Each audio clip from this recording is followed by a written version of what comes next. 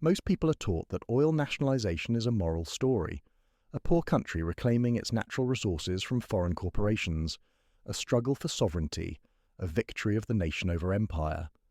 But if you look closely, closer than most textbooks ever dare, you'll find something very different driving the story. Beneath the speeches, beneath the flags, beneath the rhetoric of justice and independence, there was a quieter force at work: incentives, cash flow, power, and timing. Venezuela didn't just nationalize oil once, it did it 3 times in 3 very different ways, under 3 very different economic realities. And each time, the outcome wasn't decided by ideology, but by whether the numbers worked. When the math made cooperation profitable, Venezuela was polite. When the math collapsed, Venezuela opened the doors. And when the math turned favorable again, Venezuela became aggressive. This is the story of how oil moved from being a business arrangement to a political weapon, and why that shift ultimately destroyed one of the most powerful oil industries on Earth. To understand Venezuela's oil story, you have to start with a simple truth. Oil was never discovered by Venezuela. It was discovered in Venezuela, but built by foreigners. By the early 20th century, American and European companies, Shell, Exxon, Gulf, had constructed the wells, the pipelines, the refineries, and the export infrastructure. Venezuela provided the ground. Foreign firms provided the capital, technology, and global market access. For decades, this arrangement was deeply unequal, but it was also stable. Venezuela earned royalties and taxes. Foreign companies earned profits. Everyone understood the deal. But stability doesn't mean satisfaction. By the 1940s, Venezuelan policymakers had reached a realization that would define the next half-century. Oil was too important to remain fully outside national control. That realization produced the 1943 Hydrocarbons Law. It didn't seize anything. It didn't scare investors. Instead, it rewrote the math. Taxes were raised, royalties increased, and for the first time, Venezuela established the principle that subsoil resources belong to the nation. This law became the quiet foundation of everything that followed. Fast forward to the early 1970s. The global oil market explodes. The Arab oil embargo of 1973 sends prices soaring. Suddenly, oil exporters are drowning in cash. Venezuela is no longer a poor country negotiating from weakness. It's rich. And when you're rich, you don't have to shout. You can write checks. This is where Venezuela's first nationalization begins. Not with confrontation, but with contracts. In 1976, under President Carlos Andrés Pérez, Venezuela formally nationalized its oil industry. But this was not a revolution. It was a transaction. The state didn't storm facilities or expel executives. It bought the assets. Roughly $1 billion in compensation flowed to foreign companies. Ownership changed hands, but expertise stayed in place. Out of this process came PDVSA, Petróleos de Venezuela, S.A., a state-owned company structured not like a ministry, but like a multinational corporation. Engineers ran it, technocrats managed it, politics was deliberately kept at arm's length, and most importantly, the same American companies that had once owned the oil fields were immediately rehired as contractors. From Washington's perspective, nothing catastrophic had happened. The oil still flowed. Contracts were honored. Profits continued, just under a different legal structure. From Caracas's perspective, sovereignty had been achieved without burning bridges. This was nationalization with a smile, and for a time, it worked beautifully. PDVSA became one of the most respected oil companies in the world.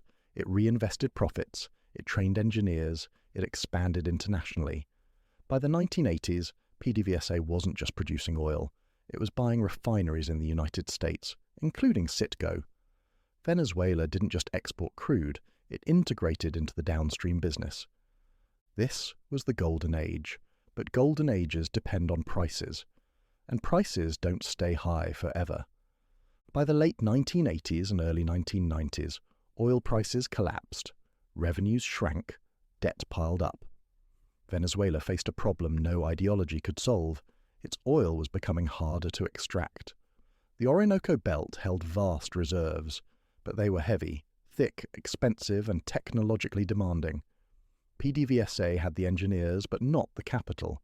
The state had the oil but not the money. So Venezuela did something that looked, on paper, like betrayal. It reopened the doors.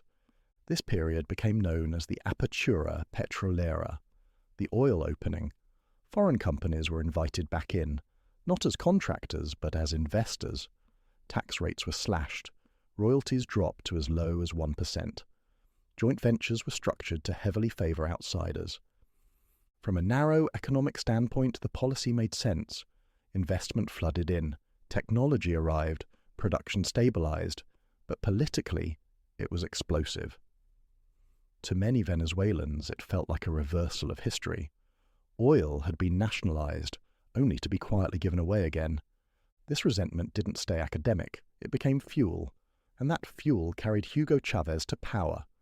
Chávez didn't invent Venezuelan nationalism, he weaponized it. When he looked at the 1990s, he didn't see pragmatism. He saw surrender. He framed the Apertura as a sellout to foreign capital and domestic elites. And when oil prices surged again in the early 2000s, he saw his opening.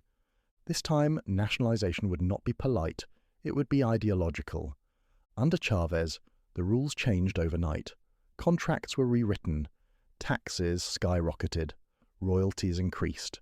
Foreign firms were informed that they could stay only as minority partners, with PDVSA holding at least 60% ownership. Some companies accepted, others refused. ExxonMobil and ConocoPhillips walked away. Their assets were seized. Lawsuits followed. International arbitration exploded. Relations with the United States deteriorated rapidly. But Chávez didn't care. High oil prices insulated him from immediate consequences. PDVSA was transformed from a company into a funding machine. Oil revenue no longer flowed primarily into reinvestment and maintenance. It flowed into social programs, political loyalty, and regional influence. This was the critical shift.